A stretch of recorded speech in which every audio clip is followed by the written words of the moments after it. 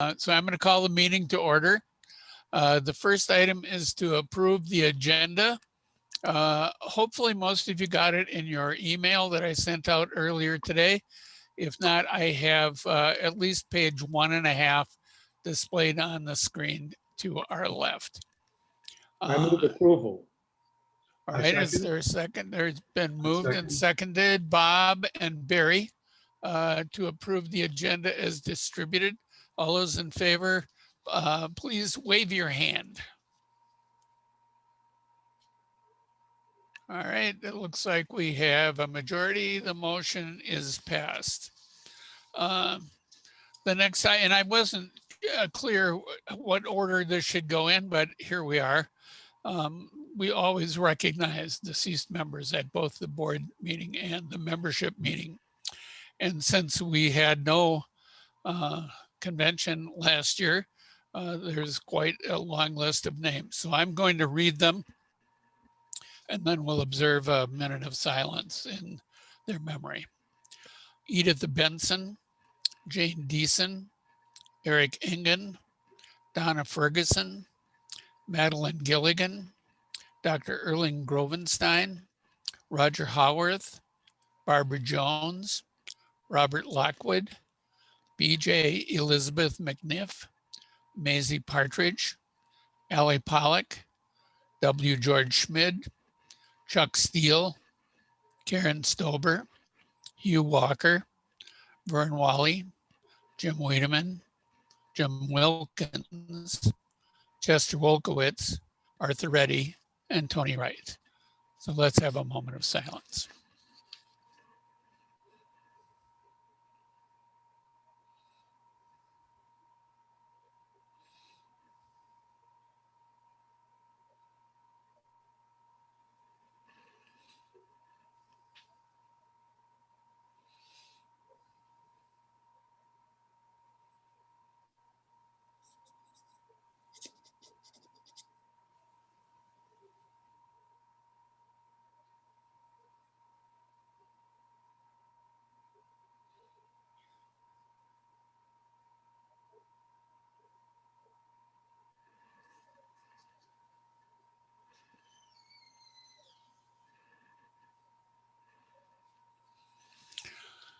Thank you. It's an entirely too long list, and we regret each of them no longer being with us. Let's, before we move to reports, I just want to send out just a tremendous thank you to the Southwest Michigan and the West Michigan Hospice Societies for sponsoring the convention this year, and specifically to Don Rawson and Ed Steinbrecher, who are the co-chairs of the convention. They've done an incredible job of inventing a completely new convention. As I noted in my comments in the most recent e-newsletter, there's a pretty good template for doing this thing in person, but holy cow, this was something entirely different. They were basically inventing it from the get-go. And they've done a magnificent job. I'm really proud of them and happy to be a part of this convention. So let's turn to reports. My president's report, I only have one thing to add, and I can't begin to tell you how happy I am to add this.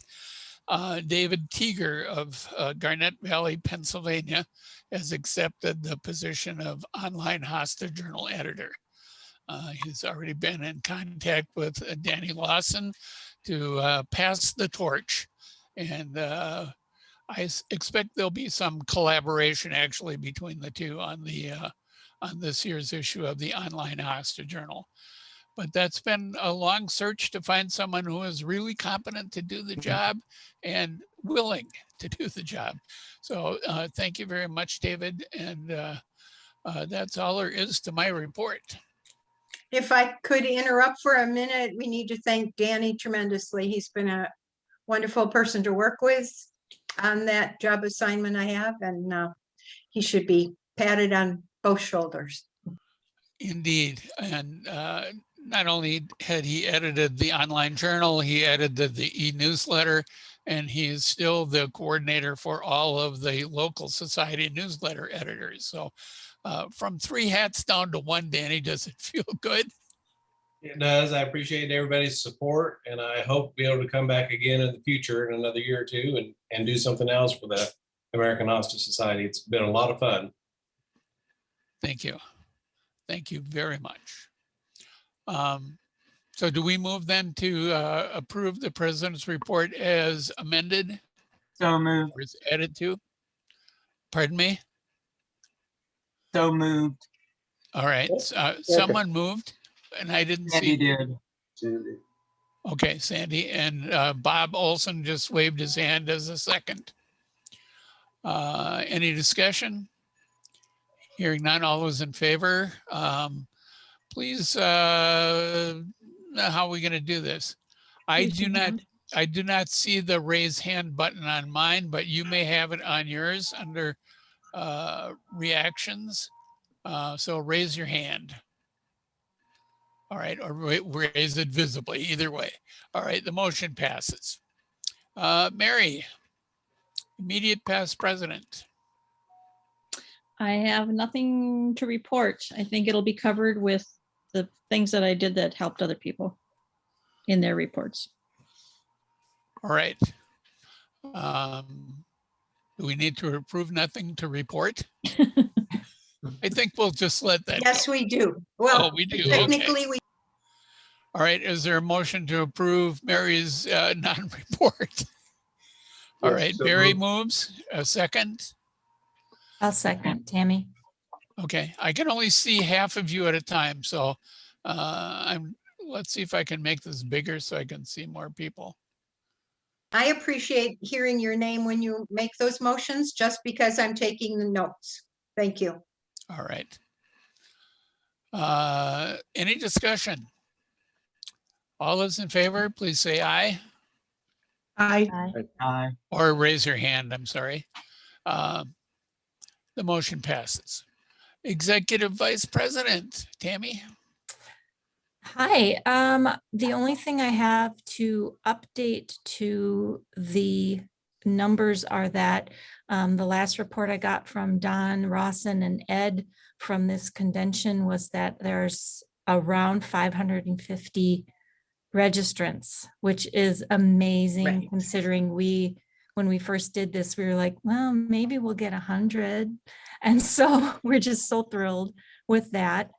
And the auction is underway. There's over 200 people signed up for the auction so far, and it runs through Saturday. And there's already been some really high activity and some really high bids on some items. So I'm excited to see what that ends up raising for the society. That's about all I have to add. All right, is there a motion to approve? Andy moves Tammy's to accept, Sandy, yes. moves to accept the VP's. Oh, Sandy has moved to accept the report as added to orally. Is there a second? Second. Bob seconds it. All right, any discussion? I will say that I'm absolutely flabbergasted that there are 550 people registered. It's just amazing. All those in favor of the motion, raise your hand. Okay, the motion passes. Treasurer, Elaine. Excuse me. I have nothing to add to the report that has been published.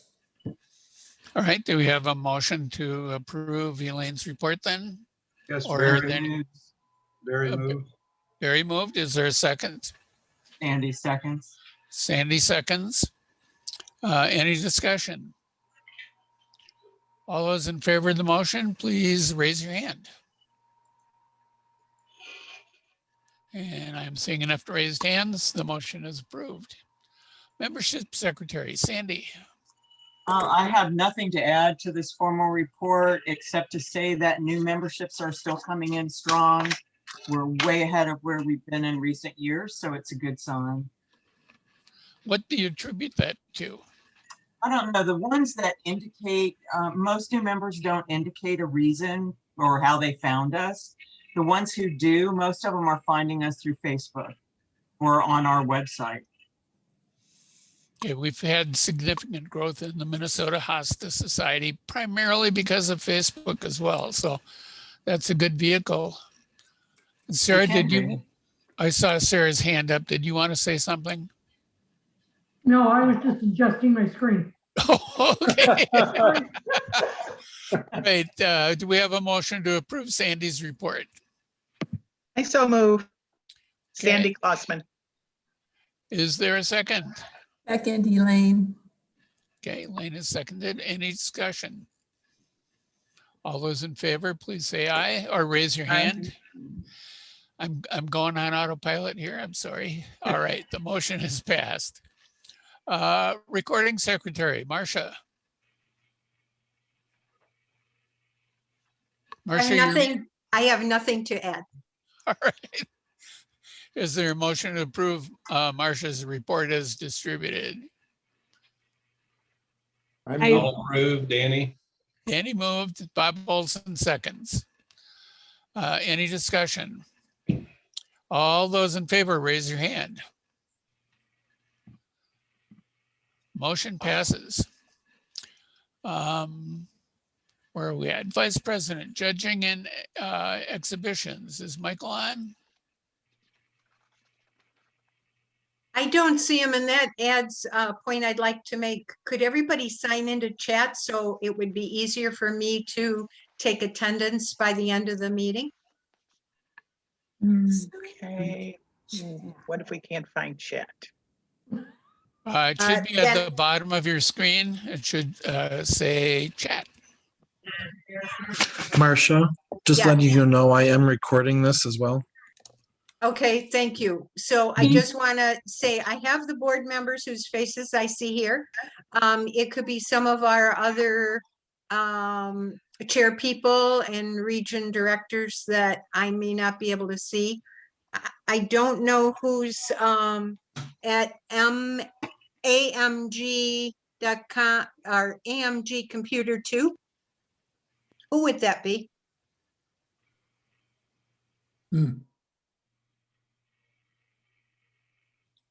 All right, you can change your name. If you go onto the screen that shows your picture, hover your mouse over it, you'll see a couple of blue boxes at the top. One says mute, one has 3 dots. Click the 3 dots. And at the very bottom of the pop-up box that appears, it says rename. So you can rename yourself to what you want. Now, Thank most of- you. And just forgive me if your name does not appear on our attendance list in the future of this meeting. Sorry. All right, the chair would entertain a motion to approve the Vice President Judging and Exhibitions report as distributed. Sandy moves. Sandy moves. Is there a Tammy second? seconds. Okay. And Tammy seconds. Any discussion? All those in favor, raise your hand. All right, and the motion passes. Vice President Gina's Hosta. Jim unfortunately could not be here today. His husband Herb has had another health emergency and they were off to the hospital today to undergo some sort of procedure. So he did send his regrets that he wouldn't be able to be here, but I told him Herb's health is much more important than attending a meeting. So do I hear a motion to approve the VP Genus Hosta report as distributed? Yes, Barry moves that to accept as distributed. Okay, a Andy second. Markland seconds. Okay. Is there any discussion? Hey, Andy, this is Roger Smith. There was Yes, sir.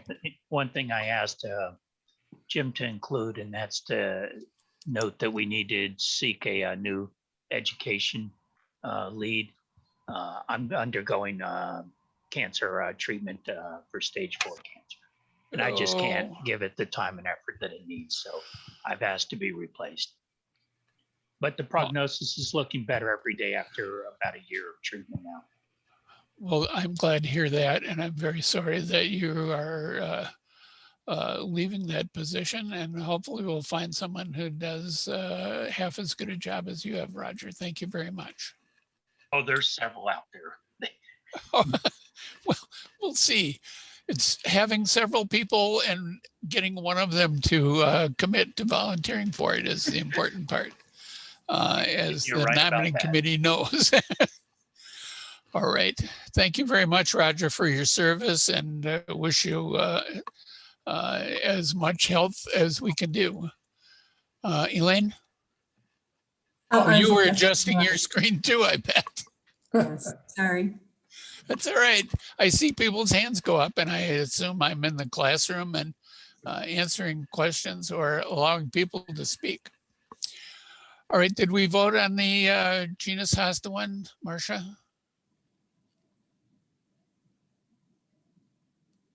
Keep forgetting. We have first by Barry, a second by Sandy.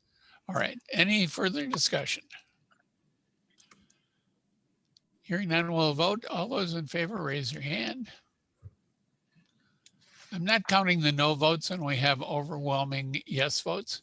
So we have, that motion has passed as well. Vice President Member Services, Sandy Klausman. I have nothing to add except that it has been my pleasure and privilege to serve AHS these past 4 years.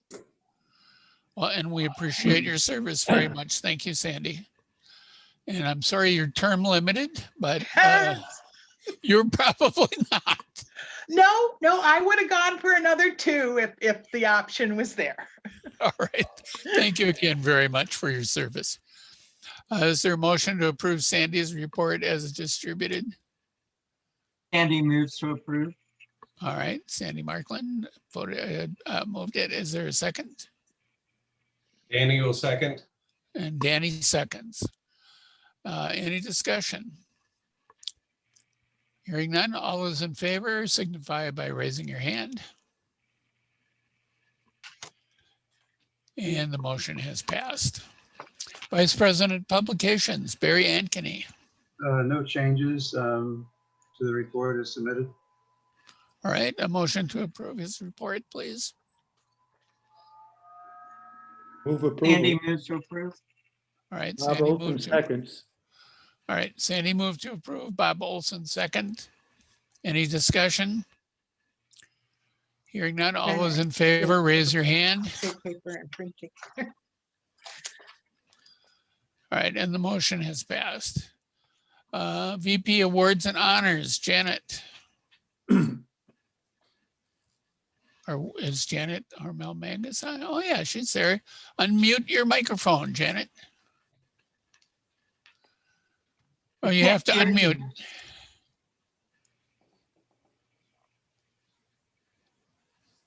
Okay, there we go. Sorry All about right, that. good. No, that's all right. I have nothing to add, except I want to say thank you to Mary Schwarzbach for just always answering my thousands of questions and helping me get through this. Thank you, Mary. But have nothing else to add to my report. All right, is there a motion to approve Janet's report? Tammy Andy motions. moves. Sandy moves, Tammy Okay. seconds. Yep. All right, Sandy. Any discussion? Hearing none, all those in favor, raise your hand. And the motion passes. Editor of the Hosta Journal, Dr. Olson. I sent my report in late, but I'll tell you quickly what it was. It was like 4 lines. We have we turned out the spring journal. We are about on, or we're at our budget, and we're working on the fall journal. That's it. All right. Did you get all that, Marcia? I did receive his email, just too late to include, so he read it exactly as I have it, and I will include it if we approve it. All right. Is there a motion to approve it? Elaine motions. All right. Elaine moves. A second. Barry Andy. second. Barry seconds. Any discussion? All those in favor, raise your hand. And the motion has passed. Editor, Online Hostage Journal, Danny, your last report in that position. Yep, no changes. All right. Other than I won't be doing it, David Teeger will. I see he's joined us now. Very good. Welcome, David. All right. Is there a motion to approve Danny's report? Yes, moved by Barry. Barry moves. Is there a second? Sandy seconds. Sandy Markland seconds. All those in favor? Oh, wait. Is there any discussion? Hearing none. All those in favor, please raise your hand. And the motion is passed. Editor e-newsletter. Is Mary Verts on with us? Would appear not. Andy, I believe Mary's report was included in my report under VP Publications. Okay, so we don't need to do that separately. Excellent. All right, and Josh Spees also emailed me. He is not available. They're having their big weekend get together at the nursery and garden center, and he's just too darn busy, which I can see. But let's see, I'm trying to on my other computer see all these reports as they go along, and I've fallen way behind. See if I can catch up here. It's page 23. Okay.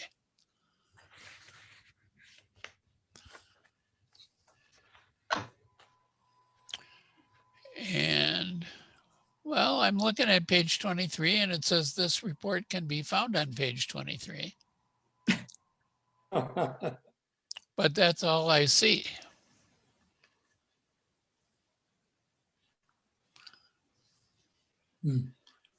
So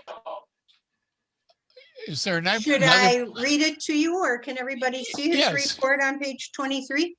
I can see it. Yeah, I've got it. Okay, Oh, all I can see is this report can be found on page 23.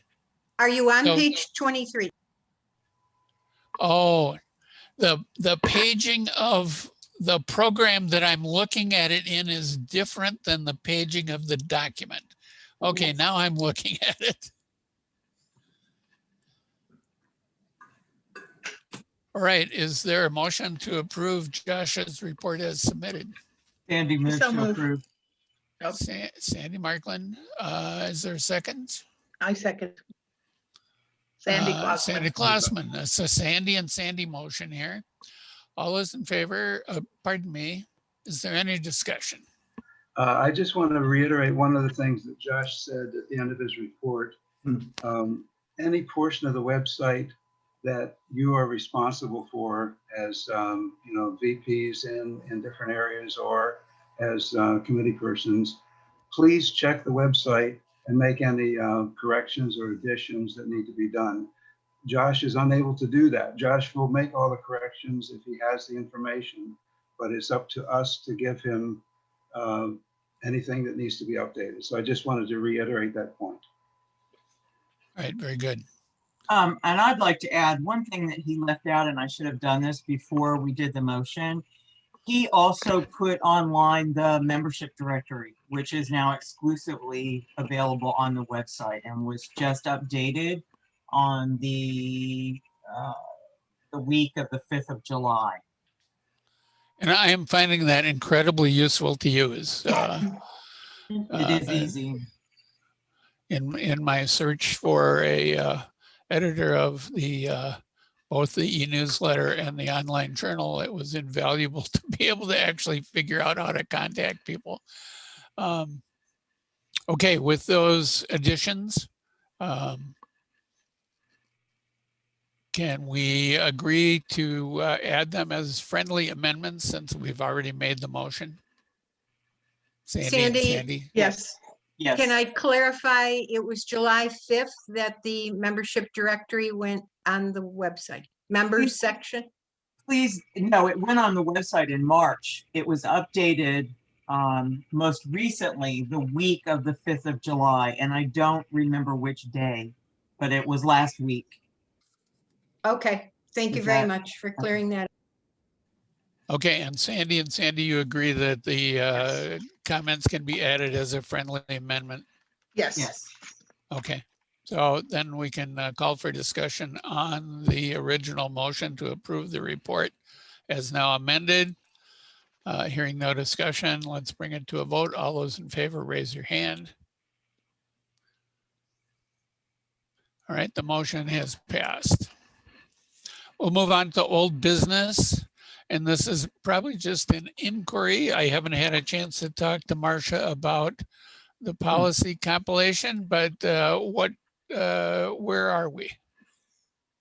Could I backtrack? We have a few more reports to approve. Oh, I okay. could call them off to you if you'd like. The next one is Pat Gwitz, finance and audit and finance. Okay. I'm actually looking at it right now. Has everyone else read it? Pat, do you have any comments you want to add? Well, she's online, but Pat, you're muted.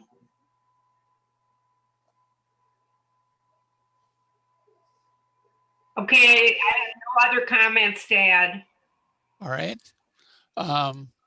Is it appropriate to actually pass a motion approving the audit report?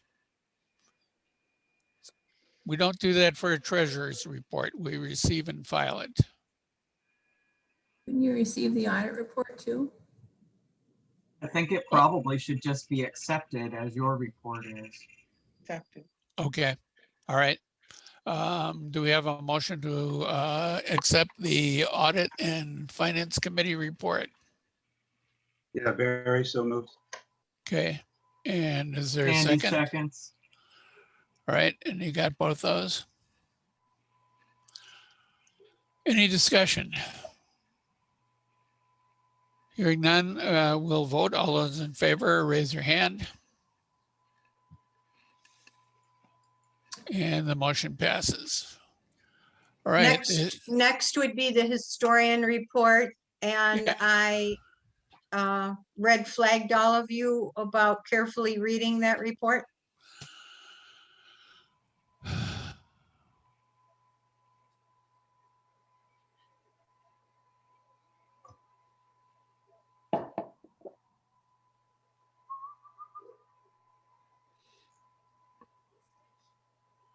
Are we discussing?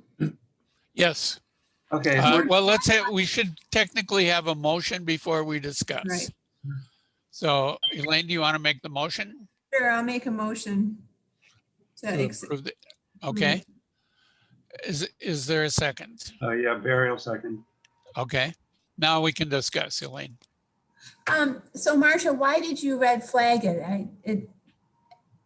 I mean, it struck me as the thing that he wants to talk about it at the fall board meeting. Are you wanting us to say, yeah, we're okay with talking about this at the board? Yes, I wanted you all aware of that and that it should go on the agenda for the fall meeting. Excuse me, I don't think that we all have the copies of the latest agenda. Could you read what his report says? Yes, I could.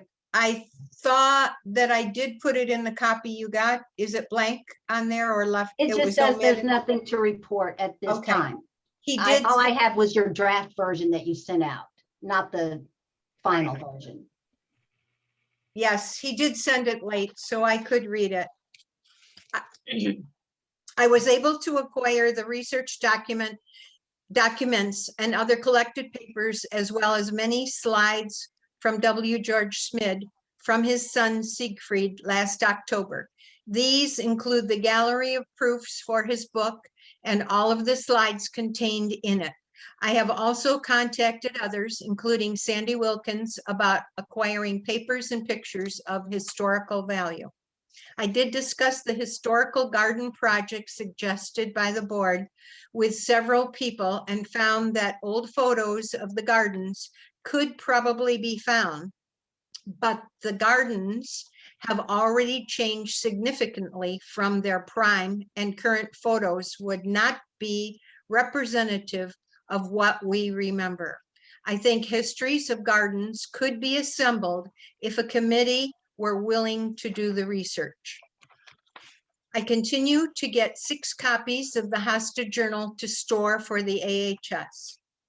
Finally, and most importantly, while I can probably amass a large amount of valuable historical documents and photos, the question becomes, how do we make this material accessible to the AHS membership and the gardening public?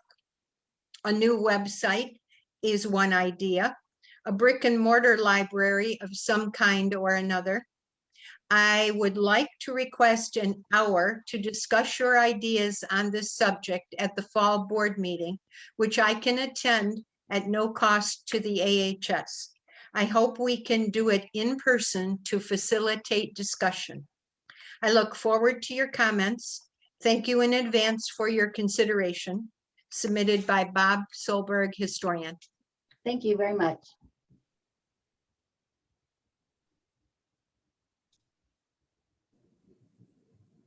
I think this is a very important issue that we do need to discuss at the fall board meeting. I would like to suggest that we would cover at least part of, if not all of Bob's expenses to attend that meeting, since this is something of, I think, critical interest to us as a society. Yes, I appreciate his offer to do it at his own expense, but since it is society business, we should treat it as other fall meeting society business. So I absolutely agree with you, Barry. Have we had a motion to approve Bob's report? Not yet. Yeah, yes, Elaine made the okay. motion, Barry seconded the motion. We're in discussion. All right. Any further discussion? All right. All those in favor of the motion, raise your hand.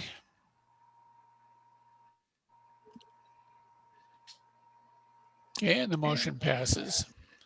And so we go to gifts and memorials. I see Harold is here. Do you have anything to add, Harold, or change? Oh, you need to go off of mute, Harold. You need to.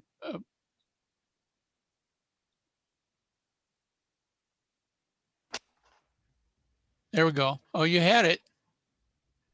Okay. Can you hear me now? Yes. Great. I had one minor change, which I assume Marcia has. I have the old report, so I don't know if that's been changed or not. But the bottom line is we received $1,550 through June on gifts. And I've received about 3 of them since then. So they're slowly coming in. Could you repeat that one more time? We received? We received $1,550 in donations. That did not change. Did you get the change, Marcia? Yes, I am looking at that. Okay. 1,550. Right. The only change was the 925. Actually, 100 of that was for a general research fund, as opposed to general fund. Yeah, the package you sent out, Marcia, doesn't have that in it. It has the old letter in it. Okay, Harold, would you be able to send me the $100 was for research? Yeah, report? I'll resend it. All right. Is there a motion to approve Harold's report? Move to accept as amended. All right. Is there a second? That was Barry. And Elaine? Yeah. Seconded the motion. Any further discussion? All right. All those in favor, raise your hand. And the motion passes. Let's see. The online auction share report. Is that what you have next, Marcia?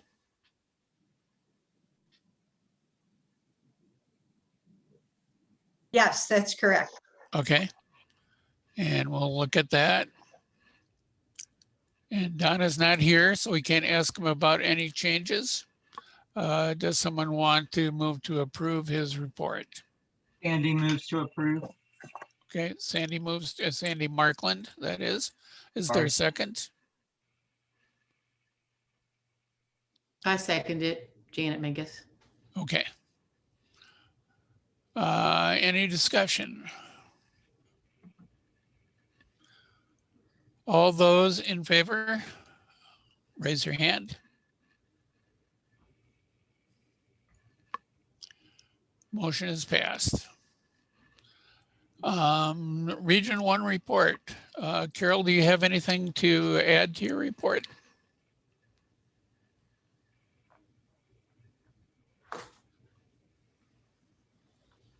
I assume Carol. She sent a chat that says she doesn't have a mic, but she has no changes. Okay, excellent. Do we have a motion to approve the Region 1 report then? Sandy Markland moves to approve. Is there a second? I second it, Janet Hamel Mingus. All right, any discussion? All those in favor, raise your hand. And the motion passes. Region 3, very short report from Bob Solberg. Since he's not here, someone move to accept his report. So moved. Bob Olson moves, a second. I second, Tammy. All right, any discussion? All those in favor, raise your hand.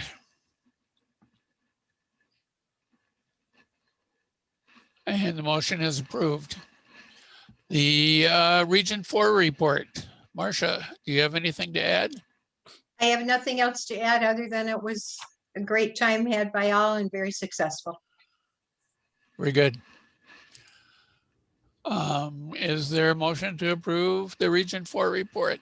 Sandy Markland moves to approve. And a second? Sandy Clausman moves to second, or I All second. right. Any discussion? All those in favor, raise your hand.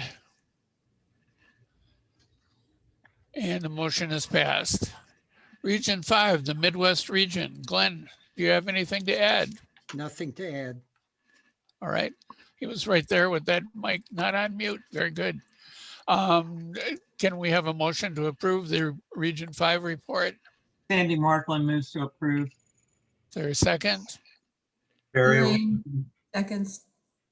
I'm sorry, who was Elaine? Yeah. Okay, Elaine seconds. Although, any discussion? Hearing none, let us vote. All those in favor, raise your hand. And the motion passes. And then the Region 7 report. And I'm so happy to have one after all this time. Marie Christine is not here. So at least I didn't see her on my screen. Do we have a motion to approve her report? Sandy Markland moves to approve. Thank you, Sandy. And a second? second by Barry. Okay, Barry Ankeny seconds. Any discussion? All those in favor, please raise your hand. And the motion is passed. Okay, I think now we are actually done. I'm sorry that I didn't get all of them included on the agenda. I'm still trying to figure out this job after a year and a half, almost 2 years. I'm working on it and I'll eventually get there and then my term will be up. So we'll see if I can't school my successor in doing it properly. Let's move then to old business. Do you want to talk about the policy compilation, Marcia? I think it's still a work in progress. Am I right? You are correct. It's a work in progress. I want to thank Mary Schwartzbauer for offering to help me go through some of the records and reports. I'm nowhere near finished, and this spring I put 110% of my time, energy, and sleepless nights into Hasta College. So I had to share my time available between policies and Hasta College. So I hope to have something to present at the fall board meeting. All right, very good. Next item is definition of specioids. I just carried that over. I don't know exactly what it is we wanted to decide or what action we should come to. Anyone have any suggestions, or do we just carry it over? Marcia? I believe that Bob Olson spoke and answered any question at our last board meeting, but Bob, correct me if I'm wrong. You were right. It was we didn't know what actually specioids was, and it turns out to be, they're not much, it's a term they made up for things that weren't quite species. Okay. So, I'm sorry, I didn't read the minutes that way. I thought it was still an open question, so I included it. Let us move on to the next item, then we'll check that off permanently and let it go. Tammy, can you report on progress on updating the convention handbook? I am apologizing to the board for not having that to you sooner. As soon as this convention and the auction are over, I am going to give that much attention. And Mary Schwartzbauer, I will connect with you about the questions I had when I was sharing it with you, just to get some final thoughts on that before I present it to the board. So I will email a preliminary version to the board for review, and we can approve it at the fall, at the October meeting. All right, that sounds good. And Tammy, if I can interrupt, Tammy, let me know if you need any help, since I tried to make a pretty thorough revision of that when I was chair. So having another set of eyes who've been through the process might be helpful. All right, thank you, David. And I was just going to say that it's understandable that your attention has been diverted when we were discussing the potential for an auction at this convention. It seemed that we came up empty, and Tammy stepped forward and said, I can do this. And she has done it. And so far it has been just a wonderful and incredible auction, much more productive than we ever thought it was going to be. So wonderful job, Tammy. And I know how much time you're putting into it, and I really appreciate that. Thank you. Okay, publishing survey results, that's maybe something else that we should cross off, since the survey is now umpteen years old. So unless there are objections, that's what I'm going to do, since it was carried over from previous meetings. And I don't see any objections, so it's gone. Okay, the next thing on the agenda, and I'm going to see if I can stop this share and start a new share and bring up the board slate. Our job, as I understand it, is to recommend to the membership who will vote on this on Saturday night, the slate of officers proposed by the nominating committee. The nominating committee consisted of Barb Schroeder, Don Dean, and Barry Ankeny. Can I hear a motion to recommend the slate to the membership? So moved. Sandy Markland. All right, Sandy Markland moves. Is there a second? Danny will second. Second. Okay, Danny. Danny got in there to second it. Okay. That's right. And discussion. Barry, you have something you want to say? No, All right. I was just scratching my nose. Oh, all right. Well, and Andy, yes, I think in the future, it probably would be a good idea for the board to formally consider the slate of nominees prior to releasing that information to the membership, just to ensure that everything is in order before that's done, rather than doing it once the convention has started. In the past, we approved it via email in advance. Once it was prepared, we approved it. And that way the membership secretary can check all the new people to make sure that they are in fact in good stead. It just solves some problems down the road. Is there a problem with doing it in advance? I don't see one. And in fact, we had an excellent suggestion from Carol Brashear. We have not shared information about the nominees with the membership before they had to vote on them. And the proposal that's in the agenda is that the nominating committee should compile a short biography of nominees and have them published in the e-newsletter that's distributed before the membership meeting. So I would say that, number one, let me back up.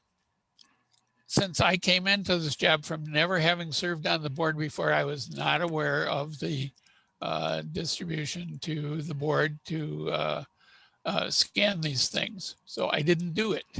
And that's certainly my fault. But I think that is a reasonable step to take, and then to follow up by giving the general membership some idea of who it is they're actually voting for. Does that make sense to you, Sandy? Absolutely. Okay. Okay, so the chair of the nominating committee then would be responsible for submitting that information to the e-newsletter editor. Am I understanding correctly? That would be my thought. Yes, we haven't formulated a motion yet, Barry. And if you wanted to work on writing one up, that would be wonderful. And then we can consider it after we do aye or nay on the slate of officers. Okay. All right, we've had a motion and a second to recommend this slate of officers to the membership. Is there discussion?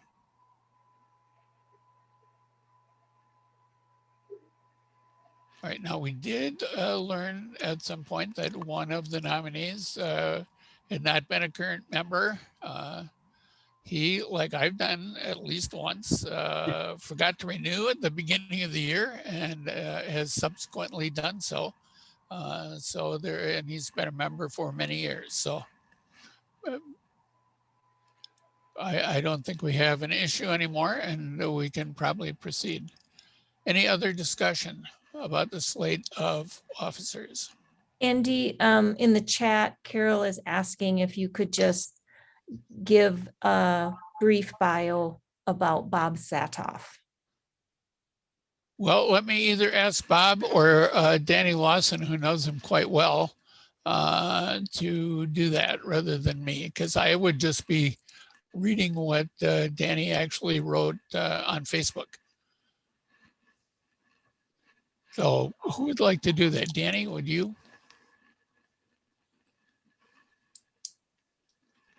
I'd be happy to say something, or Bob, if you would want to jump in. I might not be 100% accurate on everything. It's just Bob was a key figure in the Midwest Regional Hosta Society convention in Lenexa a few years ago. Key guy at the Ward Mead Botanical Park in Topeka, Kansas, one of the latest national display gardens. He spearheaded that. He's worked in the state of Kansas. Bob was at the highway department. You were head of the print shop of. So he does understand printing and the processes.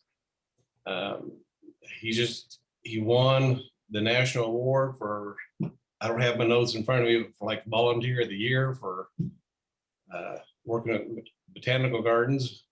So he's a great guy. Everybody that knows him likes him, and he gets things done. Absolutely, he gets things done. And I could go back and find my Facebook post where I think I made a few other comments, but Bob, do you want to jump in? Have I misstated anything? As much as I know. Thanks, Danny. This is Bob Sadoff. Yeah, I've been a hostaholic for many years. One of my mentors, Rob Morco, has kept me fired up a lot. We travel together to many conventions. As far as being in offices, I'm currently chairman of the board for Ward Mead, Friends of Ward Mead. I'm chairman of the Botanical Garden Committee. We just received conifer reference garden status. We are also a display garden for daylilies and hostas, which are the only ones in Kansas. Like Danny said, I've worked on the convention in Lenexa in 17, currently working on a convention in 23 in the same motel for the Conifer Society. So I'm also a conifer guy too, but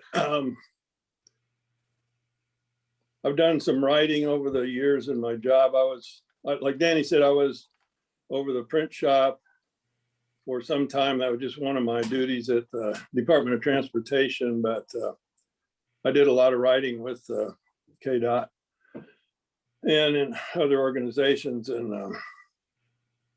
I love the Hosta Society and the deal about not being a member. I'm a life member of probably 20 organizations.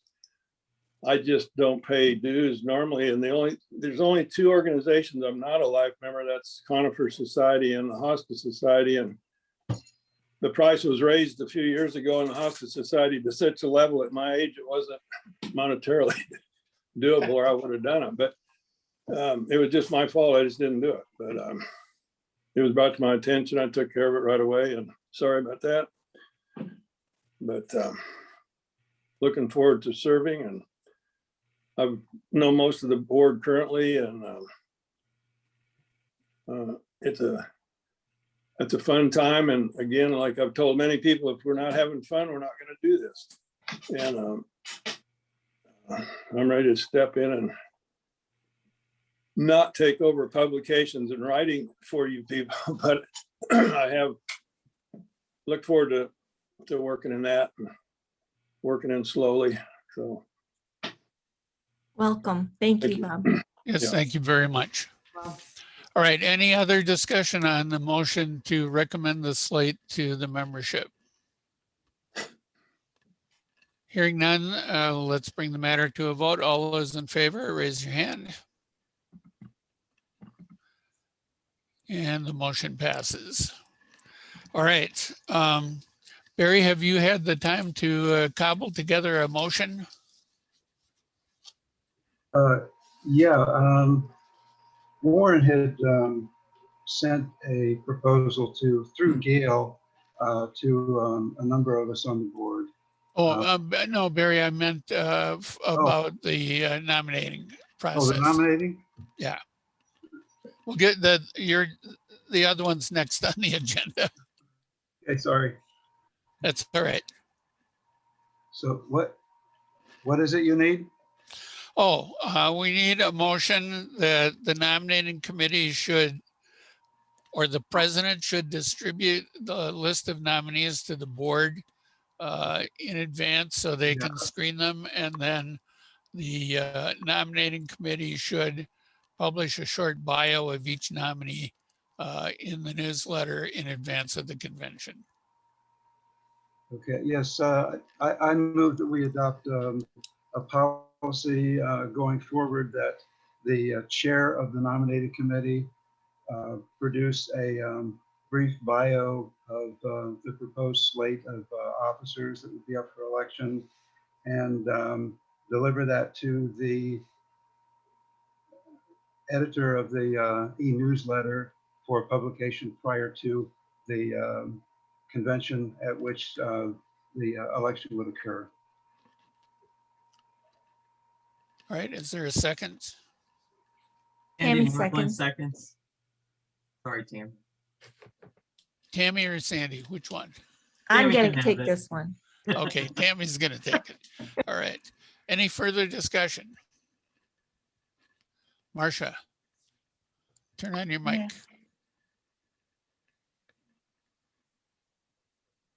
Marcia, you're muted. We can't hear you.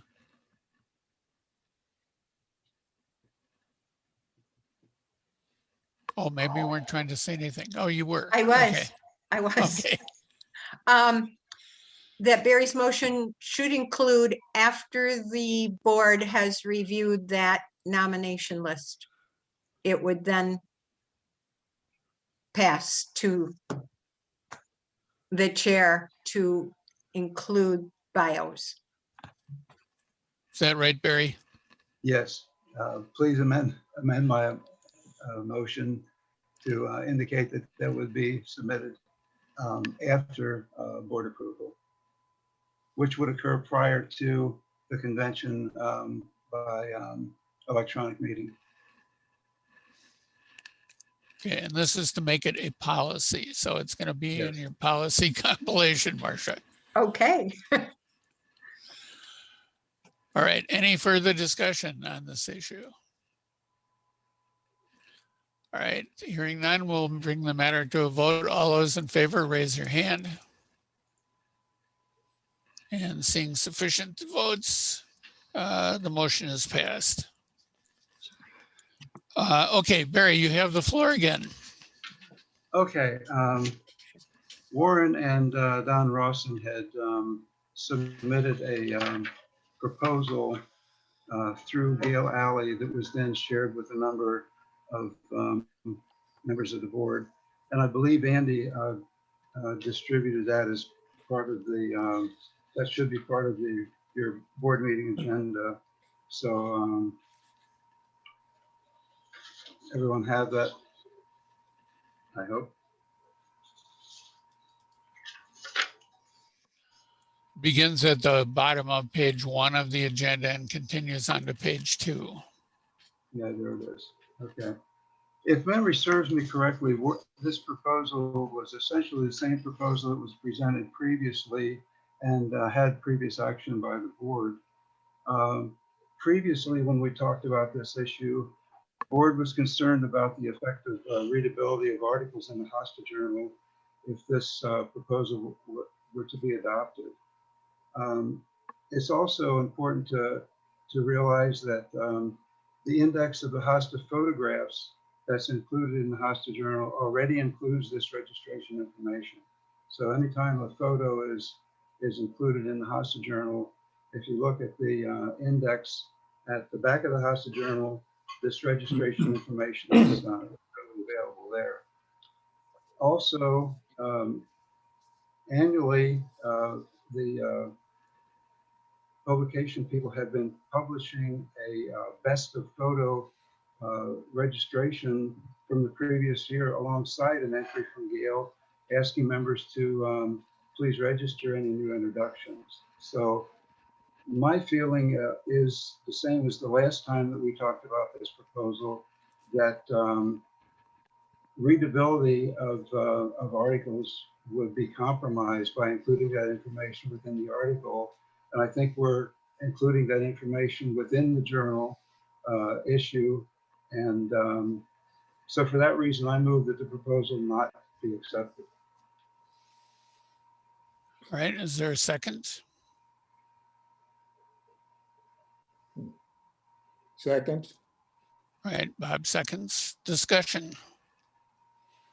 I see that Warren has joined us and also Gail is here. So if you guys have any comments you'd like to add, please do so. You know, this was the policy early on. This is a policy that Jim Wilkins instituted years ago, that all photographs and all mention of hostas in articles all had to contain this information. And that was his drive to make sure that hostas were registered and to pretty much eliminate the mention or photograph of unregistered hostas in the journal. At some point after 2003, this policy disappeared, and I'm not sure what happened to it. When I was the photo editor, that was part of my job for pictures to compile that information. And it is burdensome, but I think that for our purposes, it's important. Okay. I Gail? just, Go ahead. Oh, go ahead. are you calling on Marcia? I'm calling on whoever wants to speak. Go ahead.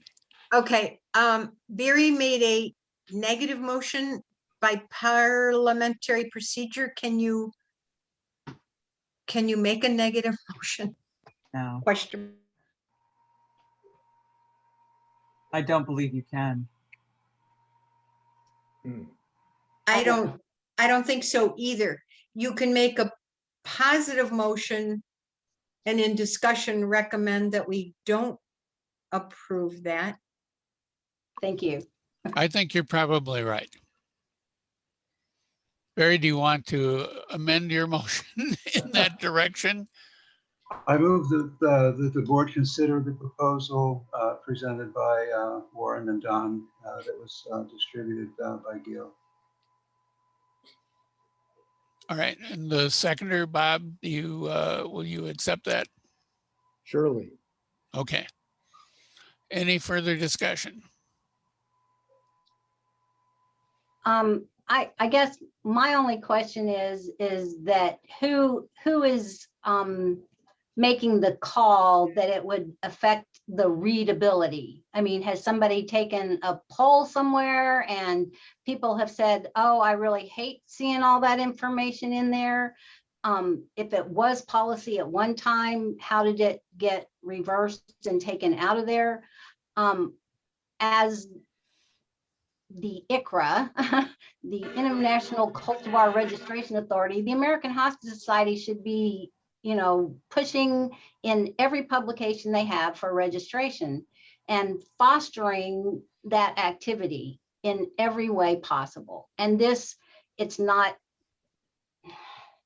it may add, a few lines of text to articles, but it's just, the first time you see Funky Monkey, it's going to have somebody's name and year of registration after it, or a simple NR if it's not registration. I personally don't think that's going to affect the readability. If you saw it at every occurrence of the name, that might be one thing, but I recommended it because I thought it would be a show of support by the American Hospice Society.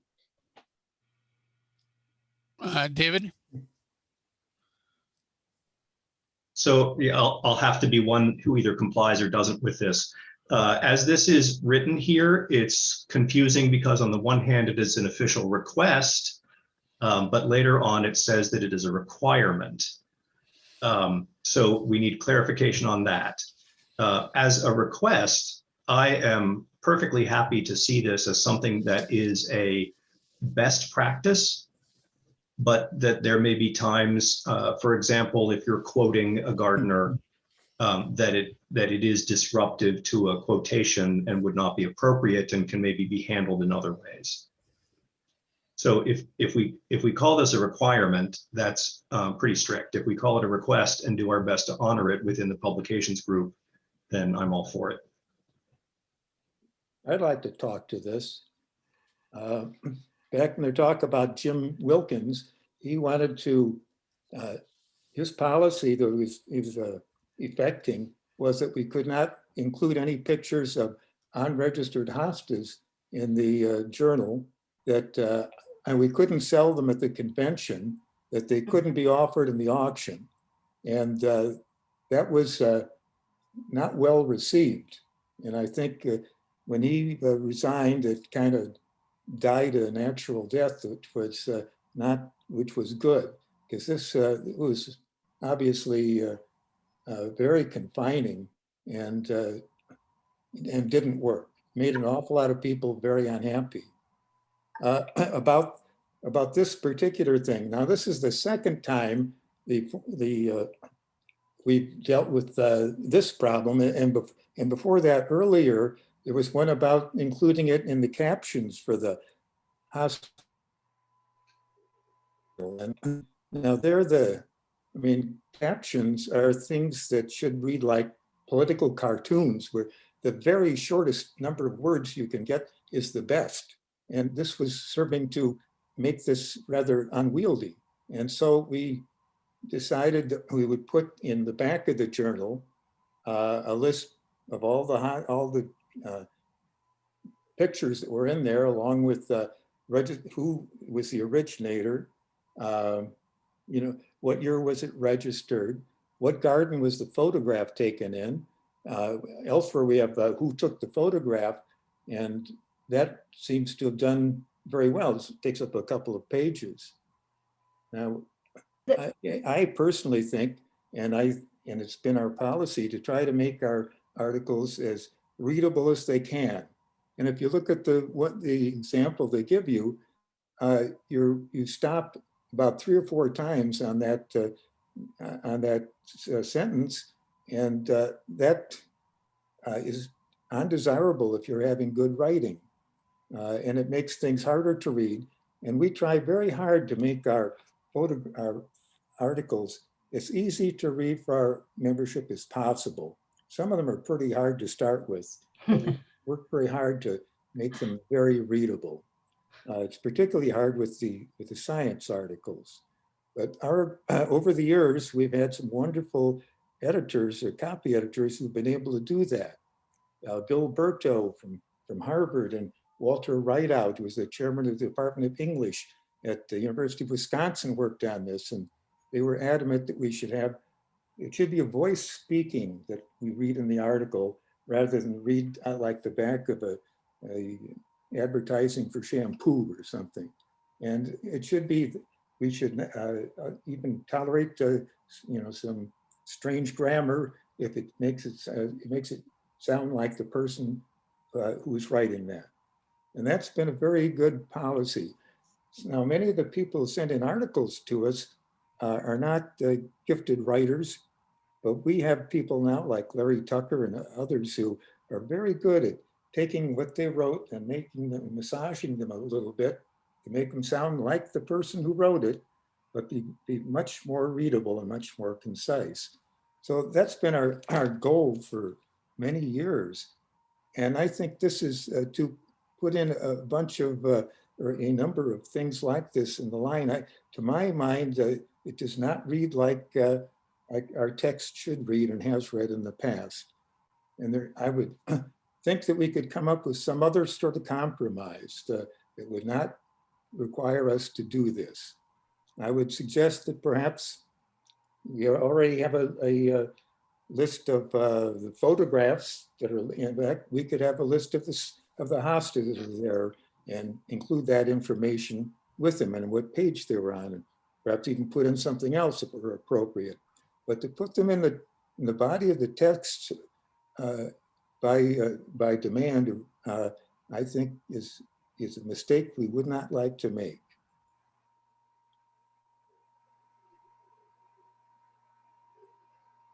There's been a discussion going on in the chat box. I don't know if you all have seen this. Carol asked the question of Marcia and Mary, did you find information on this being policy when you were researching policy? And if so, did you find where that policy had been removed? I do not recall if I put it in that policy manual. That manual is not easily accessible to me at this moment, maybe by the end of the meeting. I followed many leads of other policies where they sometimes just disappear or they're disregarded. This could be the case. Seems to be a problem. Yes. Sandy, you know, I've contacted you via email on several other policies that I asked for your background, and your answer had been the same too. It just kind of disappeared along the way, depending on who's checking certain things. Yes. Does that answer your question, Carol? She says not really. Well, I think it goes to the whole point of this, and I've been trying to help Marcia go through this because it is quite an unwieldy process to read everything from 1968 to make this document or manual or whatever that has these policies and when they were instituted, and then if they were changed or not. And it's going to continue to take a while to actually get there. But I think going forward, that will help a lot in that people can look back then and find out what's happened with something or not happened with something. I'm going to do my And best if in right fact now it- while discussion continues to try to see if I can reference that. But I'm assuming it's prior to 1998, Sandy, or It was still in effect in 2003 when I gave up the photo editor job to take this one. So it was still policy then. And it was a policy that was instituted during Jim Wilkins' presidency, because as Bob pointed out, he was definitely a stickler on these things and wanted to move to make unregistered hostas disappear from the planet. But at some point after 2003, it seems to have disappeared.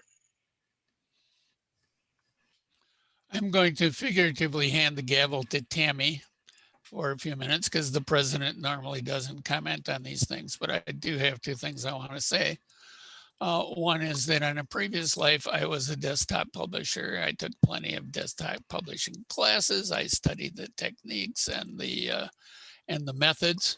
And there are reams and reams of research that parenthetical expressions bring a reader to a slamming halt. So there is plenty of research to substantiate that. As soon as you go parenthetical, people say, "What is that?"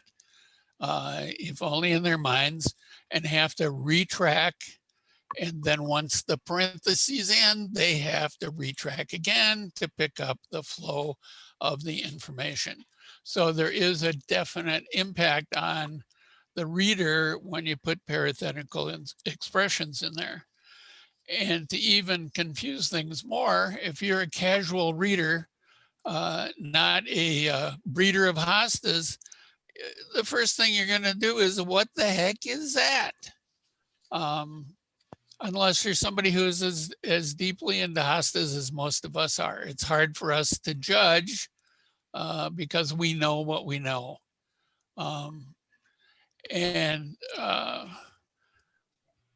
We're trying to reach how many people are registering breeding hostas out of the 2,000 or so that are in the American Hosta Society, maybe a couple of hundred.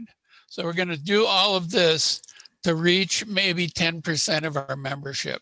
It seems to me like it's at a high cost for low gain. So Can I hand the gavel back to you, Andy? Sure. All right, now I'd like to comment. Okay. I think that we can find a balance here, that it doesn't need to be either or. At the end of an article, you could just have a short section that says hostas mentioned in this article, and then list the name of the hosta with the parenthetical information behind it. And you've fulfilled the policy, and you've also, and then you still do the photos at the end like we're doing now, to do it that way. So I think personally, I would find that helpful as almost a footnote to any article, almost like sourcing an article that maybe I do a lot of sourcing for compliance reasons. And at the end of the article, you just put all the information that is, and you could even put footnote or I can't remember the superscript 1 or something after a sentence that goes down to the source or anything like that. I think just adding it to the end of an article would fulfill both requirements and not stop a reader in his tracks or her tracks. With an end note, you could put in a little advertisement of sorts too for registration. How do you read this and what does it mean? And yep. Yeah, a little explanation of registration, where to find registered hostas. It could just be kind of a standard footer on articles in that way.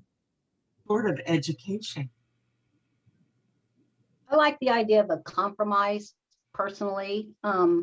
Just I always have a hard time with thou shalt, always do this. And even this, having a have to policy seems a bit strong, because myself, if I'm writing an article for the journal, which I very rarely do, but I'm more of the casual chit chat kind of person. And I agree, yes, it might disrupt a little bit, but I don't mention specific cultivars anyway. So when this was presented to me, I'm thinking of it as being more of a technical article that's being written in a more scientific quote fashion. And it doesn't bother me to see that kind of information in a technical article. So and I don't remember who said it, David Teeter, I think, if we make it a recommendation and not a thou shalt, that's a good start, in my opinion. Gail, And or these footnotes. Carol, I think I can't find it, but just said maybe we could include all mentions, not just pictures, in that page at the end of the journal. That would be a possibility too, rather than at the bottom of every article. We list. Okay, so in the back where you list the photographs, having a similar column that lists hostas that were mentioned within the text. Right. Yes, because then that, another. I can't understand, Mary, you're cutting Put out. together this journal, and now you've got, so you're printing your journal, and at the end of your article, you've got 6 lines of hosta names. That's going to disrupt the whole placement of the journal. So I would go for the page in the back with the photos myself. I thought that's what I suggested way back when. It was. It was, and I was thinking that when you were talking. Well, Andy, is this something that someone needs to make a motion on, or did somebody already make a We motion? do have a motion. Oh, that's right. Here's what I'm going to suggest is that we lay this on the table, and that a few of you, I would include Gail in this, and maybe Bob, get together and come up with an alternative to what has been proposed along the lines of the compromise that we've talked about. So we have some specific language to talk about, and that we take it up at the fall meeting. Is that acceptable? Could they try, like, when they're putting the journal together, could they try it both ways, just to see, like, the amount of work it takes to do either or both, and what looks best? Well, and let me say 2 things about that. I got a note from Janet Mills, who does the layout for the journal, and she took actually an article that Gail had written and inserted all those things in and deemed it unreadable. But that there may be I some. got through saying that I never put hosta cultivar names in my article. I did not have her send me the paragraph. You made me a liar. But where was I going on the second point there? I don't know, Andy. In this proposal, Warren and Don suggest that they would do the work of finding out all of the registration information. And if that were still to be the case, were included as footnotes or end notes in the publication. If they were going to do that, it wouldn't add any burden to the staff of the Hosta Journal. So I don't know why we'd need it. I'd like to work with Gail on this and come up with a compromise to prevent at the fall meeting, because we are all for registration and getting people to do it. Thank you. And that's why we took the initiative to put the new photos in, and why we've been after Gail to write all kinds of articles about it. And I think we could come up with something that would serve both purposes. Okay, can we have a motion to lay this motion on the table with the instruction that Gail and Bob and whoever else would like to be involved come to the fall meeting with a substitute policy? We have a motion already made. It's either easier to have Barry rescind that motion or vote on Barry's motion, killing it. A motion to lay on the table supersedes the motion. I mean, it basically takes Barry's motion off the floor, puts it aside until sometime later on. I move to table the motion that's being considered and recommend that Gail Hartley Alley, Bob Olson, our incoming Vice President of Publications, Bob Sadoff, and others as appropriate, meet prior to the fall board meeting and prepare and present to the board for action on a compromise of how we can encourage registration of hostas without affecting readability of the Hosta Journal. Well, that's a mouthful. Okay, but you've got a recording of it, Marcia, so it should be okay. Oh, I thought that was Marcia that made that remark. Oh, Was that you, Gail? Yeah, it was me. Okay. Thank you, Ed, for the recording. All right. So we have a motion. Do we have a second? I'll second it. All right, seconded by Bob Olson. All those in favor of the motion to lay on the table and have a committee consider a compromise to bring to the fall meeting? Very Please. short conversation about that someone asked whether that should include someone on the nomenclature committee. Oh, I will be roping in Don well, Warren's gonna be in there, whether I want him to be or not, so.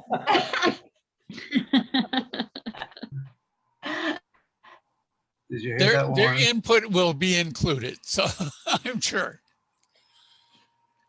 All right, any They further will be discussion? included. All right, any further discussion? All right, hearing none, let's vote. All those in favor, raise your hand. Okay, the motion passes. I want to skip backwards. I jotted a note to myself and then totally lost it. This morning, I got an email from Chuck Zadeb, who was very adamant about the vice president for judging and exhibitions having to be a master judge. I did inform him that it was a little too late this time around. I would mention it and we might consider it at a future meeting since it's not important until the next election 2 years from now. But now I have mentioned it and followed through on my comment to Chuck. Okay, back to the agenda. Barry, you have a proposal to add a position. I do. I move that we create a new position of video editor who would serve under the Vice President of Publications. Is there a second to that motion? I second. This is Tammy. Okay. Discussion. Barry, tell us what Yeah, they would do. Currently, the Midwest Regional Hosta Society has been relying on a lot of video presentations because of the COVID situation, and I think it's been very effective. We've had a number of presentations that were made, and they were initially presented live to the membership, but were also recorded and then posted to the website. So what I foresee in the future is that the AHS could really make use of this in a number of ways. This year is rather unique with us having virtual garden tours And I'm hopeful that, with permission of the people from Michigan, that AHS might be able to have permission once they have run their course on using those videos to have those videos and have them compiled and edited together into a package that could be used by us for recruiting purposes, so that we could show people what a convention is like, with speakers, with garden tours, and so on. That we could compile that into a brief video presentation, maybe 5 minutes or less, that we could then use to send out to prospective people to interest them not only in joining AHS, but also in attending conventions in the future.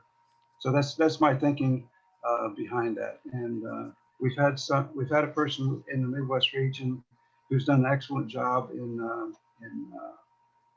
editing and presenting those videos for us, and it's been very effective for us. So I'd like us to consider that as AHS in moving in that direction. All right, David, you have something? I'm just curious, is this likely to be a board level position, or is this a committee position? I'm not sure yet on the structure of these things. Yeah, I envision it as a committee position. Someone, it would be similar to the photo editor for electronic publications, or advertising person, someone who would report to VP publications. It would not be a board position, it would be a committee position. Okay, thank you. Mm-hmm. Further discussion? Hey, Barry, this is Roger. I would add that a couple years back, under the education topic, I investigated several companies that were near one of our convention locations that also do this type of service on, a fee for service with a fairly quick turnaround. And it wasn't that unreasonable. So if it sounds like you have somebody that has the skills and the bona fides to do this, but I'm saying that there are alternates, at least for conventions or tours, to have these folks come in, they set up 3, 4, 5 cameras, and then they take the video presentation, the video of the audience, the video, if they're allowed, and the video of the speaker, of course, with releasability forms. And they merge that into a common product and then give that to you for review. So we can also purchase this capability on an as needed basis if it's not if we don't have the expertise. I just wanted to add that. Yeah, that's excellent. Thanks, Roger. The other thing that I think we might look at in the future, as we go back to live conventions, if we could also have some video recording of the convention, we could offer that as a virtual convention after the fact for those people who either cannot, for whatever reason, whether financial or travel distance or whatever, attend the convention, that we could have a second virtual convention, and charge a nominal fee for people to be able to engage in the convention in that manner as well. If I recall, Danny Lawson actually recorded, wasn't it you, Danny, a good bit of the Green Bay convention, and in fact shared my and Bob's presentation of the invitation to the 2020 convention with me. So was that you, Danny? I have a hard time remembering. Yeah, I did do that. I also tried recording a lot of the Philadelphia convention since it's the 50th. And it wasn't quality, but hey, video does exist. But I agree with what's being said here about doing videos and archiving them and having something available. I won't mention their names, but it's a couple everybody knows, told me in Green Bay that might be their last convention because they were getting too old to travel and finances on a fixed income. And I think there needs to be something made available to people who cannot come to still feel a part of the convention and the American Hospice Society. So having something available after the fact, I think would be great. Okay, further discussion?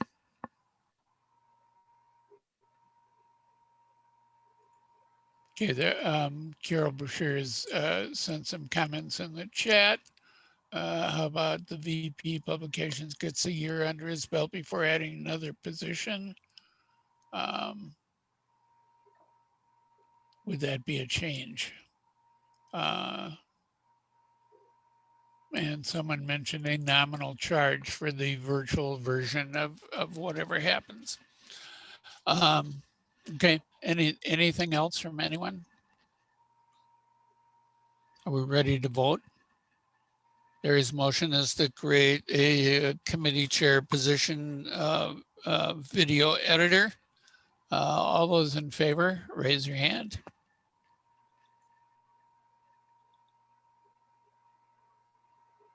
Okay, we have enough affirmative votes. The motion is passed. This is a discussion item, I guess. I don't know if we need or if Elaine is requesting action. Should we add bank statements to the treasurer's report? Elaine? Yes, so in the auditor's report, you may have noticed that Pat suggested that the bank statements should be sent out every month with the financial statements that I send. And on one hand, I don't have a problem with that at all from a transparency standpoint.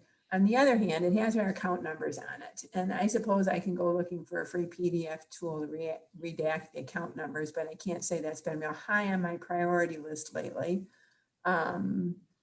So I guess my blunt question is, does anybody care about seeing the bank statements? Because I would be okay with just sending them to the auditor.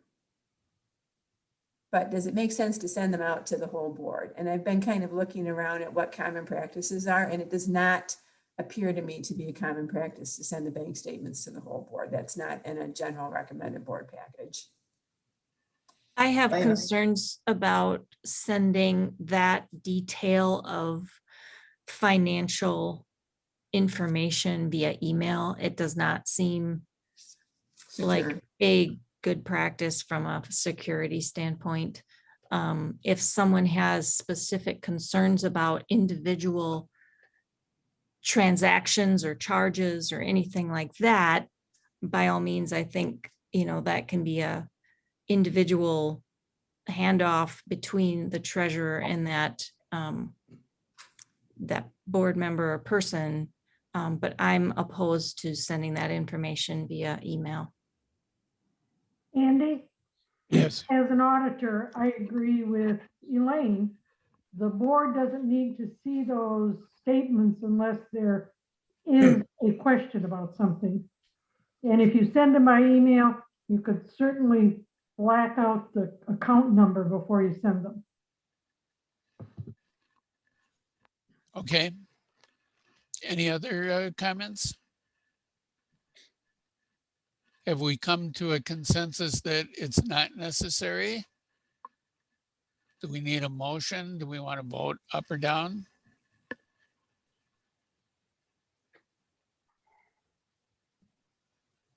Since we accepted or whatever we did for the auditor's report. Yeah, we accepted it. And it is a recommendation in the audit report.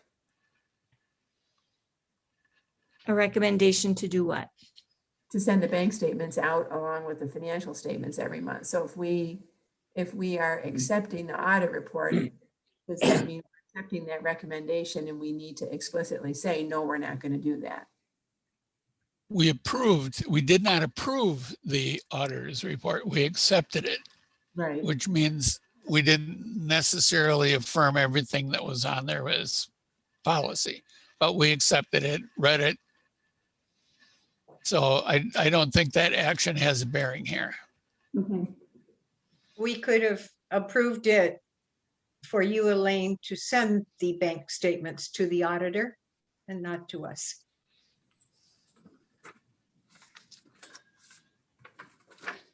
Do you normally share the bank statements with the auditor? Well, I have, well, you know, I guess I always got them, when I was the auditor, I always got them as part of the information that I requested for the audit. I didn't see them on a regular basis. But I don't think it's a bad idea for the auditor to see them regularly, especially because I'm the one who reconciles the bank accounts, and technically somebody else should reconcile the bank accounts. So again, from a accountability kind of standpoint, it would be good to have somebody else look at them every month. Yes, the auditor should do that. Whoever audits, when I was on that committee, I always wanted to see those statements. Right. Okay, do we need a motion here? And if so, do you want to make it, Elaine? So Carol just sent a text message asking if the bank statements can go to a second mail address. And at the risk of sounding cheap, the bank charges us for statements now. So I don't actually get statements. I have to look at them online. Now, I don't know if we can set up a second person to look at the bank account. In the past, US Bank has been really uncooperative about that. But I could look into that. But yeah, I think Do they record those as PDF files?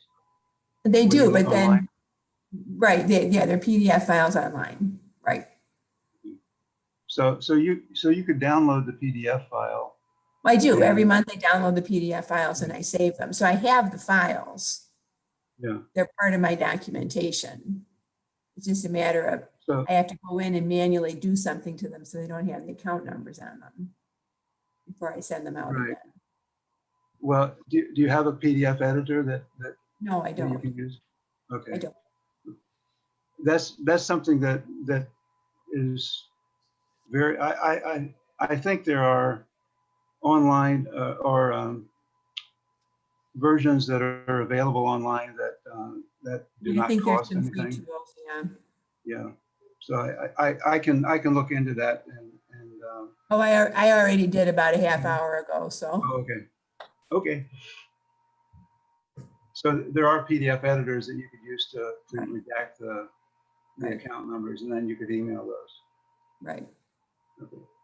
But just to the auditor, not to everybody. Right. Okay, so I was just looking for some direction from the board about whether anybody else actually wanted to see them or not. I don't know if that requires a motion or not.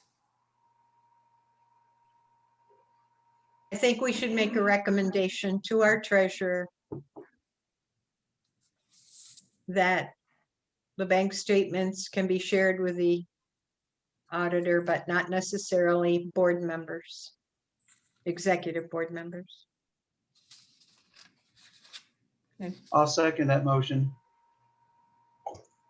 Okay, any further discussion? All right, all those in favor of the motion that I don't think Marcia really made as a motion, but it became one, please raise your hand. All right, sufficient affirmative votes, the motion is passed. Tammy, do you want to say something about our search for a 2024 or beyond convention site? I would. Okay, go at it. Well, many of you, and I think this last year especially might have put a little more fear into people, but when I came onto this position of saying, yes, I'll help secure future conventions, I think I was chosen because I know how to run conventions, not necessarily because I know how to find people to run conventions. And I don't have the longstanding relationships that a lot of the people on this call have that go back decades. I'm not even probably quite a decade yet of being a super really involved in the AHS. So I don't have those longstanding relationships to know who you know, might be a good candidate for hosting a future convention, but we do need someone to take on 2024 and beyond, 25, 26. And I am just imploring anyone on this call to please reach out to me, to please express even a hint of interest. I am willing to help more than maybe those who have put on a convention in the past. You know, I'm willing to take on some of the work rather than just oversee the work to help reduce the burden on those who might be putting on a convention. It's a lot of work, not gonna lie, but it's also very rewarding. So I really encourage anyone on this call to reach out to me if you're at all even just like, I wonder what's involved. Just reach out to me, please. Contact me, and I'd love to talk to you. Or even if you know of someone who's a real go-getter in their community and might be willing to take it on. When I first got involved in the Green Bay Convention, I wasn't even like a member of the local society. I just had a garden, and they encouraged me to join, and I knew how to do marketing, and they're like, well, can you join our committee? And so then I joined the committee, and eventually I ended up running the shindig. Didn't expect that, but that's what ended up happening. And so the person who leads the convention does not need to be like the president of a society, or, you know, they can just be a little schmuck like I was and end up doing it. So there you go. All right. I don't see anyone jumping up to volunteer right at the moment, but Mary please Mary let Tammy Schwartzbauer has know. her hand raised. No, Yes, you do. I'll do it next year. We're already wait, I already committed. I know. Okay. The last item on the agenda that I have is to set the time and place for the fall board meeting. And I am assuming at this point, unless things go seriously awry, that it will be an in-person board meeting that will invite Bob Solberg to attend and have that serious discussion about how he conducts the work of the AHS historian. And if I have my druthers, it will be in the Twin Cities. 2 years ago, we met at a hotel near the airport. That gave us some a pretty good room rates and use of their conference room, and it worked out quite well for all. And so I would anticipate doing that again. Are there other feelings about an in-person meeting? I know some people are still a little bit leery about attending in-person events. Let me hear what you have to say. This is Tammy. I'm in favor of in-person events with the caveat that all attendees are vaccinated. Okay. I agree with Tammy. I really think we need to get together in person, but I would say that we need to request or insist that everyone attending be fully vaccinated. This is Marcia. Mary, do you have any connections with your convention hotels to give us more of a break than we usually get? I don't know. I can check. For a meeting? The reason that we did not use the convention hotel last time is that it is a considerable distance from the airport. It's like a $60, $65 cab ride. So we used a hotel closer to the airport because it gave us some really favorable rates. I know those of you who attended may have some opinions on whether or not it was any good. I'm not sure. No, I think the location was good, Andy. So I would try for them again if I can. Do we have any preferences in terms of October dates? Maybe I'll just poll people by email and collect information that way. It's kind of hard to do in this place and time, but October in the Twin Cities, unless something happens in the meantime to interfere, and all participants must be fully vaccinated. Does that sound reasonable? Yep. Okay. I don't regularly attend these fall board meetings. But one of the things that I'm supposed to be working on will be discussed this fall, maybe. Are you planning on, in addition to having it in person, providing a Zoom option for those people who don't want to physically attend, just to talk for, a minute and a half? I had not considered it, but now that you bring it up, it sounds like a terrific idea. And there may be some people who just don't want to travel. Well, I There know may be for a lot some. of the things. Oh, go ahead, Gail. Sorry. Well, I'm not COVID scared. I have vaccine, all that, but I don't like airports. I'm not going to go to an airport. I'm not on the executive board anyway, but I would like to be able to listen in, make a comment now and then. And I think that now that everybody's real comfortable with all this Zoom,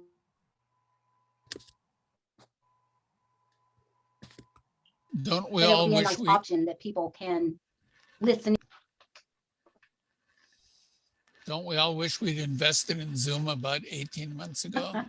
Well, Oh, you didn't? No. Also, I wish I'd invested in people who make plexiglass. Pretty much richer these days than I am now. But I think you've got an excellent idea, Gail, and it's I think as simple as setting up a laptop at the conference table. There's good Wi-Fi connection, at least at that hotel, and that's all we really need to do. Thank and you. there may be people who are, I mean, you would only be engaged in a small part of the meeting. Other people are engaged in a larger part who are reluctant to travel or have other issues. We could accommodate them as well. So that's a great idea. Okay, we're not pushing up against the time to make Ed Steinbrecher really nervous, but we've completed the agenda. I'm going to ask if there is any further business anyone wants to bring before the board. I would just like to thank those people who've completed their terms on the board for their service. At the top of the list has to be Sandy Markland, who's been doing her job for 18 years. Thank you. Yes. And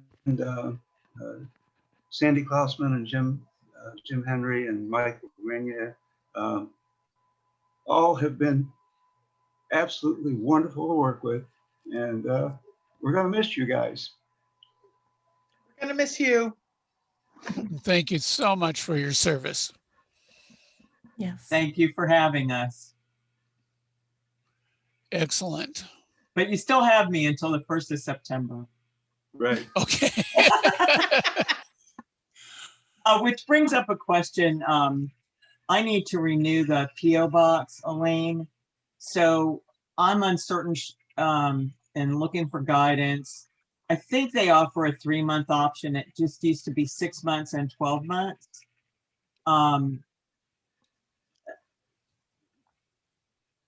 Do you think if there's a 3-month option, I should do that, or do 6 months, which will take us through the next renewal period, which should help somewhat to solidify the new mailing address?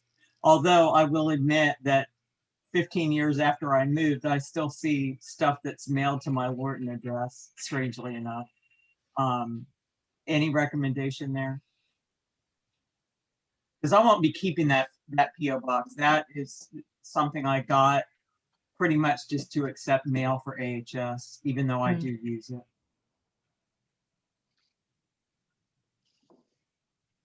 Anyone? Was that a question for, It's a for question. Elaine or?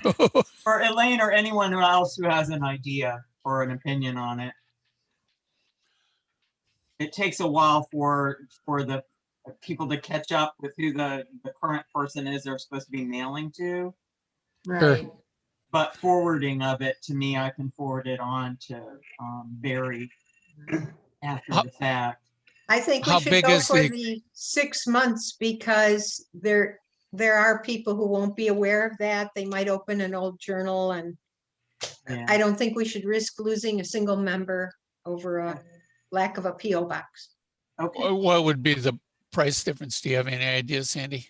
I think it was $112 for a year, so it's half of that. It's It may have gone trivial. up, I don't know. It's trivial. Do the 6 months. Okay. Will do. That will put us through January. Okay. Anything else, folks? If not, I would entertain a motion to adjourn the board meeting. Sandy Markland moves to adjourn. All right, you're right on it. Is there a second? I second. All right, this is a non-debatable motion to adjourn. All those in favor, raise your hand. And the meeting is adjourned. Thank you, everyone. Thank you, Ed, for facilitating everything. And I'm sure we'll see you later in the convention.